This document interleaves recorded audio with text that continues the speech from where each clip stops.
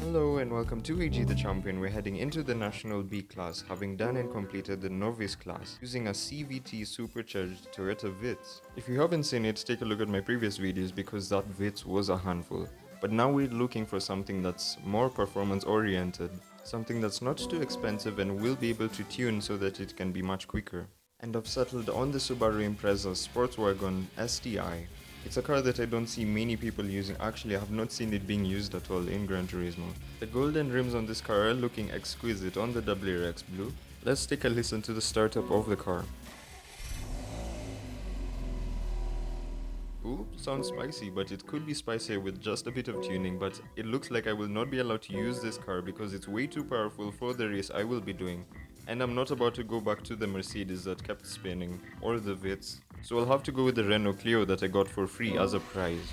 It's one of the best handling starter cars in the game that you could possibly use. It handles really well despite being a front-wheel drive car, and you will not be fighting for your life trying to get it to turn round a corner. We're heading into our first race of this National B series, and we'll see how this Renault Clio performs around these very twisty tracks, but it does not look like we'll have much competition because the AI haven't really upgraded their cars, and I'm here in a car that is quite suitable for racing. We're making our first overtake of the race. We've gotten past a Honda very easily. It seems he's shown up for a simple Sunday drive rather than an actual race. For whatever reason, the racing line is on the grass, so we're kicking up a lot of dust, as well as the cars that are ahead of us, and we're really catching up to them.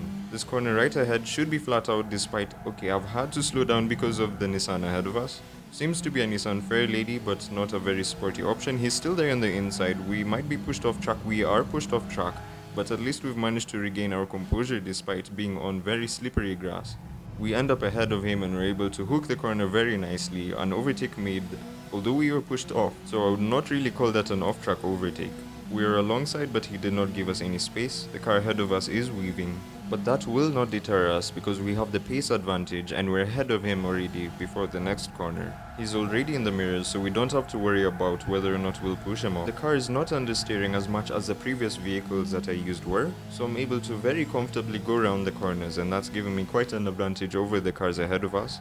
And we've made a very bold overtake, an absolute dive bomb, but it's clean, we don't end up making contact. We're ahead of the Nissan GT-SR. Not an actual GTR, but it looks and sounds good nevertheless. Up into second place, and even before the next lap, we're right behind the first car. We go around the outside, touching grass a bit, but he manages to take the better line. He's absolutely cutting the corner, but we go around the outside. He's not quick enough around the corner. He lost a lot of momentum and we're ahead of him. A very light tap of the brakes here just so that we don't end up touching the grass, and it should be a really easy coast until the end. I've actually not tuned this car at all, but whoa, under braking we lose the rear end, we touch the grass and end up almost spinning, but I managed to collect the car and turn around the corner as if nothing happened.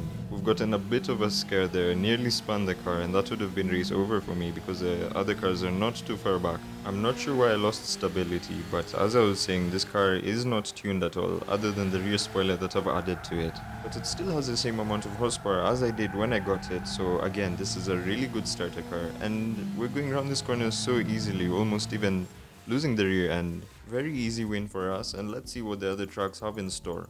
Before we head into the next race, I've decided to change the number on my car. I had put 33 because of Verstappen some years back, but I'll change it to 91. I think it looks so much better on this car. Plus, of course, the number 91 will give us way more horsepower. We'll win way more races with that number on our car. Onto Silverstone now with my own racing number. And this time we'll face some cars that are quite interesting. There'll be a Nissan Skyline, an old one though, and some BMW. I hope that they will give us competition, but I do not think they'll actually come close. And this is a very short Silverstone track, but thankfully we have a car that handles really well. There's a Lexus ahead of us and we try and go down the inside line. He's still trying to stick on the outside, but we managed to get the move done. We go a bit wide, but he's not on the inside to try and overtake us again. He's a bit too far back, he did not take that advantage. We're now in the slipstream of the car ahead of us. I assume this is a BMW wagon, BMW hatch rather, and I am correct. We throw one down the inside, very late braking, the car becomes slightly unstable, but we manage to overtake and get the position. We keep the corner nice and neat, and we're now pursuing the car ahead of us. We're actually able to get the corners right and nail the apexes with this car. This tiny hot hatch sporting a naturally aspirated 2-liter engine is performing really well, as I'm able to take a lot of speed out of these corners. We're being blocked by the car ahead of us, he's placing it in the right places, there's not enough space to overtake, but we should get him before the end of the straight, but he blocks us again. We touch the grass. I think we've just given him a bit of a bonk, nearly hitting the entry of the pit wall. Somehow regain composure, somehow regain control of the car, late braking, and we're able to actually throw our car and it will handle it. We don't lose control and we're ahead of the driver that's really put up a fight. He's been a menace today. The AI definitely on its game. We've lost a lot of time behind him, so now we need to regain that. The car's acceleration is decent and it's light, so we're able to actually make pace on the cars ahead of us. The gauges on the car are actually giving me a bit of a Ferrari-esque vibe, with that yellow and red. Heavy braking zone will try and gain as much time on the other cars by trying to coast out of the corner rather than just slamming on the brakes. This is, I think, a Peugeot ahead of us. Yes, it's a 207 GTI. We're trying to go around the outside. I think we'll have to throw one down the inside, but he tries to block us. He's a bit too slow in doing that. And we're ahead of him, lap 2 out of 3, position 2. The next car ahead of us is 2 seconds ahead, the Nissan Skyline, and I think catching up to him will not be difficult, especially since it looks quite heavy. It's not a GTR, of course. It looks like something that you can get if you cannot afford the R31 GTR. A lot of plastic, but we pass by him like he's reversing, and that's up into first place even before lap 3. This time I overcook it a bit too much, losing the rear end. I nearly made a mess out of that one, but this time we'll try and keep it as clean as possible so that we don't have any late scares. No spins, no touching grass or gravel, although there's not much that I can do to mess this up. I'll try and push for the fastest lap because I have no traffic ahead of me, so no one blocking me.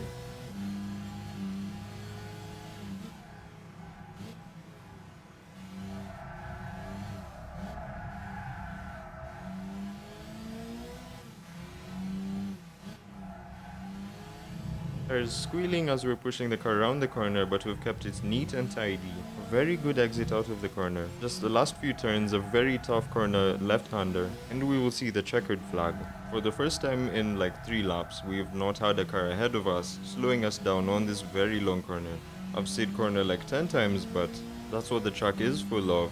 We've gotten the fastest lap and we've won the race. And now we will head into the third and final race. It will be held in Japan, so of course we've got to bring a Japanese car into this. We still cannot use the Subaru, it's still too powerful, so we'll have to use another hot hatch.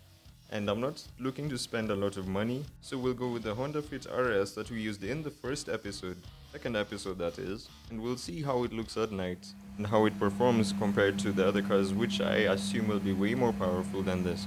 But it should give us a bit of a challenge. I'm loving the red dials, makes the car look really sporty, and of course the massive windows compared to the Renault Clio that we were using a few minutes ago. Into the first corner at a relatively low speed. 130 isn't that slow, but we have to tap the brakes a bit to prevent ourselves from hitting the wall on the outside. A lot more understeer compared to the Renault Clio that we were using, but I should be able to ring in the car and get it round the corners perfectly.